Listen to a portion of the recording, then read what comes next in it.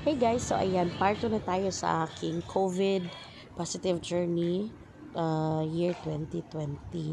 So ito yung accommodation, naipakita ko na yung kwarto sa taas.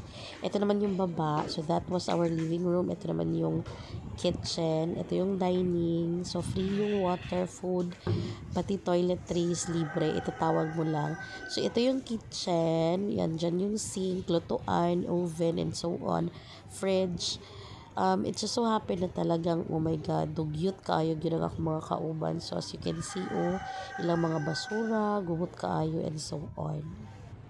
So, yun, buwan siya ang outside, sa likod. So, diri sila magsampay. Diri nagasampay, no, ang mga ano. Buwan architecture dito, kasi garing mo yung design sa balay. As you can see.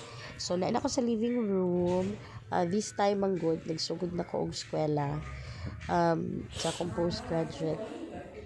So, kani siya si ate girl, lalingaw ko niya. Iya dyan gilingaw iyang kaugalingon sa pagsuroy-suroy. Nabaktas-baktas lang dyan na siya. I'm pretty sure na bored gid pud na siya, oy. For sure. So, naga-check-check lang siya sa gawas. Kasi kani mo na time, bago pa mi ani. So, hesitant pa mi mo gawas kay supposed to be, diba, isolated me. Pero, I think after a day, ani, nanggawas naman po me, walking me outside. Ayun. So, mao to, katong na humalin ako akong isolation for 8 days. Nagkataon lang na ako yung friend na katari dito lokal. Gitudlaan po na ako iyahang mga anak. So, welcome ko nila with cake.